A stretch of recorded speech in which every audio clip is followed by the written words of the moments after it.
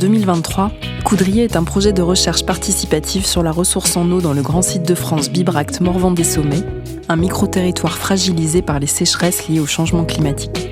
Chercheurs, habitants, élus et associations locales y ont croisé leur savoir en conjuguant observation de terrain, données scientifiques, simulation climatique et mémoire des usages passés.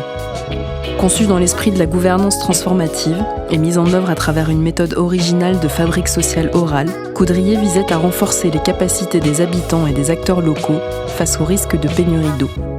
Au terme de 2 ans de recherche, des questions demeurent. Que produit une démarche participative comme Coudrier ? Qu'en restera-t-il ? Et comment aura-t-elle transformé le paysage local, les relations entre chercheurs et habitants et notre rapport à la ressource en eau ? M'amuser à sonder un puits, relever la pluviométrie, c'est des choses que l'on fait volontiers. L'eau, c'était un sujet quand même assez universel, assez important pour le secteur, puisqu'on s'aperçoit que même dans le Morvan, qui est réputé très pluvieux, il pleut moins qu'avant, il pleut différemment.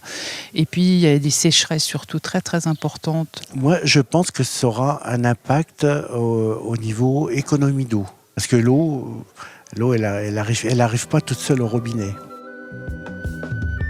Le dispositif de Coudrier a reposé sur la rencontre des parties prenantes, habitants, élus, techniciens, chercheurs et socioprofessionnels. De ces rencontres est né un espace de reconnaissance mutuelle où les savoirs circulent et s'articulent. La recherche participative s'est construite sur ce socle relationnel, condition nécessaire pour élaborer un langage commun et une compréhension partagée du territoire.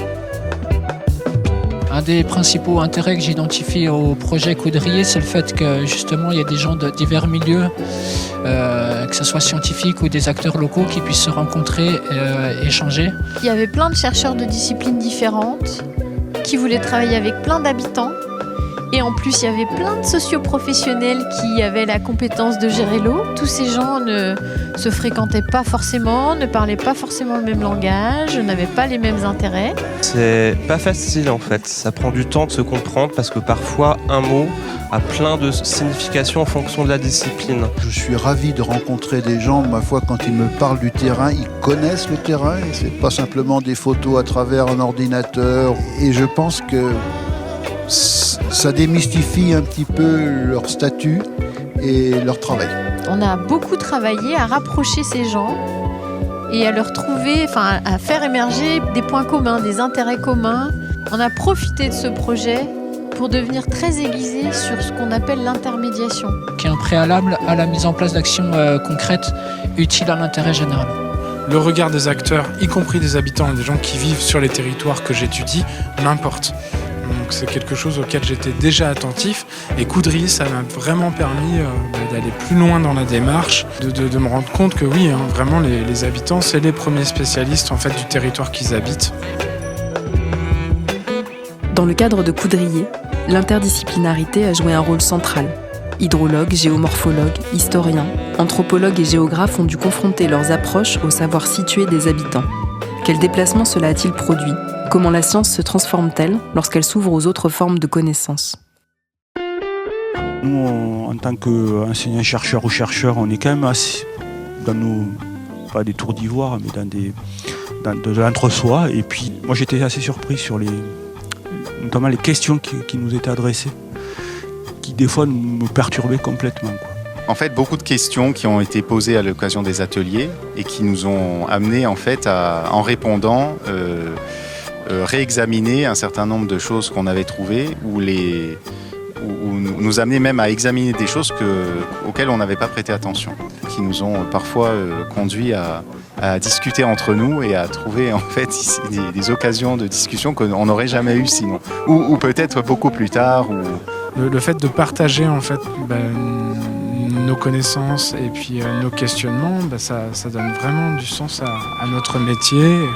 Il y a de la méfiance à l'égard du discours scientifique aujourd'hui. On le voit sur les réseaux sociaux, etc. Et donc là, en fait, le projet de recherche participative, ça permet vraiment de montrer la recherche en cours aux habitants, montrer comment on travaille aussi, montrer qu'on ne sait pas tout et qu'on ne maîtrise pas tout. Moi, à de nombreuses reprises, et là, au cours de l'année passée, souvent j'ai dit « je ne sais pas ». Au fil du projet Coudrier, un modèle de gestion de l'eau déjà présent dans le Morvan a été mis en lumière. celui des associations syndicales libres. Ces expériences d'auto-organisation montrent que les habitants sont depuis longtemps des acteurs de la gouvernance locale de l'eau. Dans la continuité, la recherche participative leur offre aujourd'hui de nouveaux moyens. Se réapproprier les enjeux, renforcer leur pouvoir d'agir et rapprocher science et démocratie. Jusqu'où cette dynamique peut-elle transformer notre manière de penser et de gouverner l'eau ? Quand on parle de changement climatique à l'échelle globale, ça parle pas. Par contre, quand on a une sécheresse au niveau local qui a un impact sur les sources, sur l'eau disponible pour l'élevage ou pour les cultures, là, tout de suite ça a plus d'impact. Et on a appelé ça un peu les sciences participatives inversées, c'est-à-dire c'est pas la recherche qui demande aux gens de produire des données pour la recherche, mais la recherche qui met à disposition ces méthodes et ces outils pour que les habitants mènent leurs propres projets de recherche. Ce qui est intéressant, c'est justement la relation qui existe déjà entre les habitants et la ressource en eau ici. Et que le travail de Coudrier, c'est de le constituer en savoir pour que ça puisse compter dans la gouvernance de l'eau, pour travailler avec les politiques publiques qui sont en cours, quoi. Montrer que les gens peuvent aussi prendre en main leur destin. Les ASL, c'est ça, c'est-à-dire on se prend en main et on trouve de l'eau, on l'alimente et puis on se débrouille nous-mêmes, quoi. On n'est pas obligé de confier, de déléguer en fait les choix de société ou les choix de fonctionnement très pratiques. Il y a des enjeux de démocratie, de réappropriation de la police, de la cité, quoi, et du politique, et du vrai politique. Ça peut redonner un peu de pouvoir. Ouais. 2 ans, c'est court pour une recherche participative. Des acquis existent déjà, des données, un réseau, une expérience collective. Mais une question demeure. Que restera-t-il de Coudrier ? Qu'est-ce qui va en rester ? Il va en rester des résultats, ça c'est important, des données. Il va en rester un réseau. Et c'est pas quantifiable. Il demandait ce que ça va apporter en chiffres, mais c'est pas chiffrable tout ça. On peut espérer que petit à petit ça se diffuse, quoi. Le LIDAR, en fait, maintenant on sait qu'il y a peut-être 70, 80 personnes sur le territoire qui sont capables de lire ces images. Ça serait bien qu'il y ait au moins 1 ou 2 habitants par commune du grand site qui puissent alimenter la plateforme. Si on veut que cette donnée soit fiable, qu'elle soit suffisamment nombreuse, il faut embarquer des gens avec nous. Et pour les embarquer, il faut qu'on donne du sens à ce qu'ils font. Il y a vraiment des productions et des fruits en fait, du projet concrètes qui vont voir le jour. Donc avec une maison des ASL à Hanau, ça peut donner envie à d'autres territoires de faire la même chose. On espère que ça a augmenté ou en tout cas amélioré la familiarité entre les habitants, les usagers des lieux et les scientifiques dont je fais partie et qui fréquentent ce territoire, mais qui aspirent, en tout cas autant que moi, je pense, à ne pas être hors sol. Moi, j'ai gagné en maturité scientifique, en fait, grâce au projet, quoi.